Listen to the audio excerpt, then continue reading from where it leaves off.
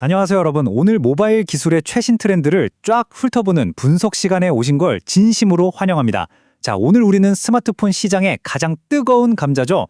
단순히 반으로 접히는 걸 넘어서 앞으로 우리 일상을 완전히 뒤바꿔 놓을 차세대 폴더블 기기의 미래를 좀 깊이 파헤쳐 보려고 합니다. 특히 이 바닥의 양대 산맥인 삼성과 애플, 이 두 회사가 다가올 미래를 어떻게 준비하고 있는지 최신 특허랑 공급망 분석 자료를 통해 객관적으로 살펴볼게요. 아주 흥미로운 내용이 많으니까요. 바로 시작해 볼까요? 여러분, 당장 다음번 스마트폰을 바꾼다면 과연 어떤 모양일까요? 사실 예전에는 폰을 바꾼다고 해봐야 화면이 아주 조금 커지거나 카메라 렌즈 하나 더 붙는 정도에 불과했잖아요. 하지만 이제 판이 완전히 달라지고 있습니다. 기기의 형체 자체가 근본적으로 변하고 있거든요. 이건 단순히 신제품이 나온다는 뜻이 아니라 우리가 매일 사용하는 사용자 경험, 즉 UX가 통째로 진화한다는 걸 의미합니다. 우리가 컨텐츠를 보고 일을 하고 창작하는 방식 자체가 새로운 형태에 맞춰서 완전히 재탄생하는 거죠. 자, 그럼 첫 번째로 살펴볼 파트입니다. 차세대 폴더블 기기의 진화에 대해 먼저 짚고 넘어가 보죠. 불과 몇 년 전만 해도 에이, 저거 그냥 신기한 장난감 아니야?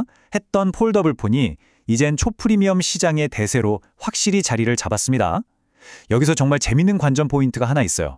지금 업계 전체가 아주 거대한 철학적 대립을 겪고 있거든요. 한쪽에서는 삼성이 기능 확장, UX 한계 돌파를 외치며 하드웨어의 극한을 밀어붙이고 있고요. 다른 한쪽에서는 애플이 통제된 공급망, 규모의 경제를 우선시하며 정말이지 조심스럽게 시장 진입각을 재고 있습니다. 뭐가 맞고 틀린 건 없습니다. 하지만 이 두 가지의 상반된 밀고 당기기가 앞으로 프리미엄폰 시장을 어떻게 빚어낼지 이해하는 게 오늘의 핵심입니다. 그럼 본격적으로 삼성 진영 이야기부터 해볼까요?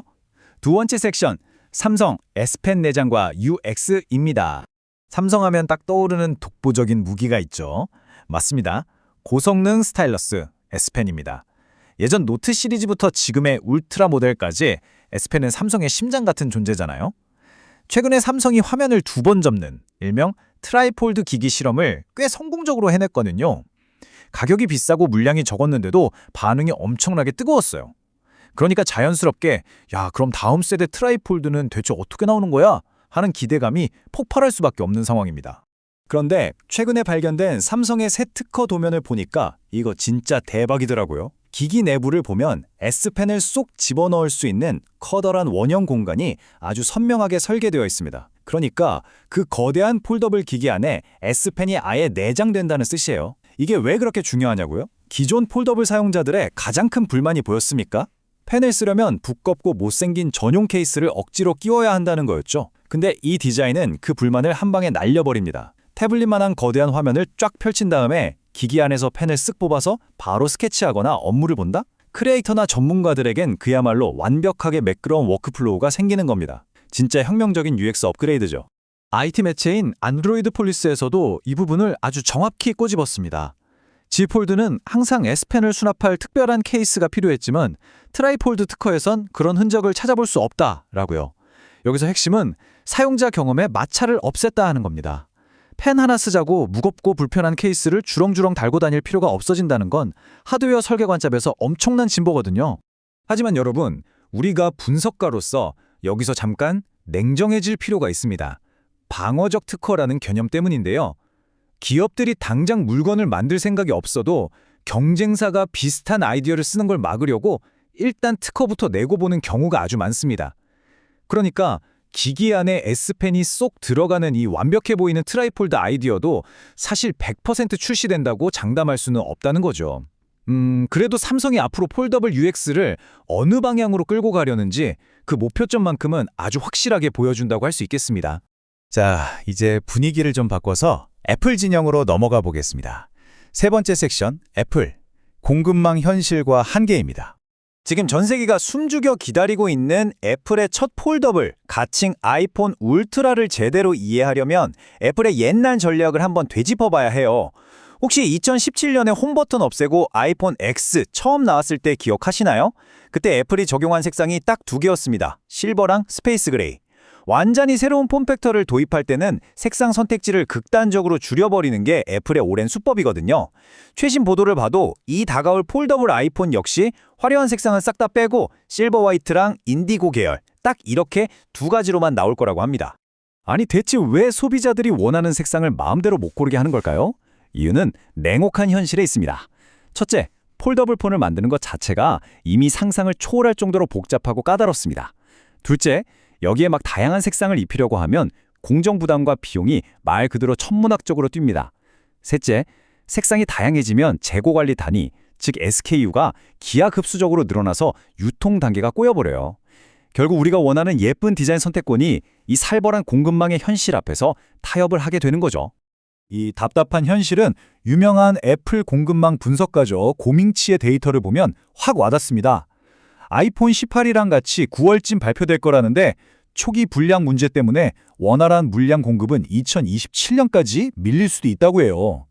여기서 제일 충격적인 게 저 1,500만 대에서 2,000만 대라는 수요 예측인데요. 저게 1년치 팔릴 양이 아니에요. 출시하고 나서 무려 2, 3년에 걸친 누적 수치라는 겁니다. 그러니까 애플 입장에서도 1년 생산량이 손에 꼽을 정도로 적은 그야말로 초초 프리미엄, 극소수만 쓰는 기계다 될 거란 얘기죠. 그래서 결론적으로 이 모든 데이터가 가리키는 시점이 언제냐? 바로 2026년입니다. 공급망 데이터를 다 뜯어보면 폴더블 아이폰을 사고 싶어도 못 사는 극심한 풍기 현상이 적어도 2026년 말, 어쩌면 그 이후까지 쭉 이어질 거라는 조금 암울한 현실을 보여줍니다. 지갑에 돈이 꽉 차 있어도 이 폰을 손에 쥐려면 엄청난 인내심이 필요하다는 뜻이죠. 자, 이제 슬슬 마무리를 해볼까요? 마지막 네 번째 섹션, 시장 전망과 소비자 선택입니다. 이 두 회사의 엇갈린 전략이 과연 우리에게 어떤 의미일까요? 보시다시피 우리는 지금 모바일 역사상 가장 뚜렷하게 대비되는 두 철학을 실시간으로 보고 있습니다. 삼성은 온갖 위험을 감수하면서 기기 안에 S펜을 쑤셔 넣는 모험을 즐기는 개척자 같습니다. 하드웨어의 한계를 계속 부수고 있죠. 반면에 애플은 어떨까요? 색상 옵션까지 쳐내가며 공급망을 철저히 통제하는 대중시장을 겨냥한 신중한 완벽주의자에 가깝습니다. 분석가의 눈으로 볼 때 사실 이 두 가지 방향성은 모바일 산업을 멱살 잡고 끌고 가는 아주 타당하고 강력한 전략들입니다. 하지만 갤럭시를 쓰든 아이폰을 쓰든 결국 우리 소비자들이 마주하게 될 아주 뼈 때리는 현실이 하나 남습니다. 두 기기 모두 미친 듯이 비싸고 구하기도 엄청나게 힘들 것이다 라는 사실이죠. 앞으로 열릴 이 차세대 초프리미엄 폴더블의 시대를 남들보다 먼저 경험하고 싶으시다면 두둑한 통장 잔고는 물론이고 하염없이 기다릴 수 있는 끈기까지 단단히 챙기셔야 할 겁니다. 그래서 마지막으로 여러분께 이 질문을 하나 던지고 싶네요. S펜이 완벽하게 기기 안으로 숨어든 트라이폴드, 그리고 마감의 끝판왕을 보여줄 폴더블 아이폰. 분명 상상만 해도 짜릿한 혁신이죠. 하지만 그 엄청난 경험을 위해 수백만 원을 결제하고 또 길게는 몇 년을 눈 빠지게 기다려야만 한다면 과연 여러분은 그 혁신을 위해 기다릴 준비가 되셨습니까? 이 도발적인 질문에 대한 각자의 답을 한 번쯤 고민해 보시길 바라며 모바일 기술의 미래를 짚어본 오늘의 분석 시간은 여기서 마무리하겠습니다. 다음 시간에도 흥미롭고 꽉 찬 내용으로 돌아오겠습니다. 끝까지 함께해 주셔서 감사합니다.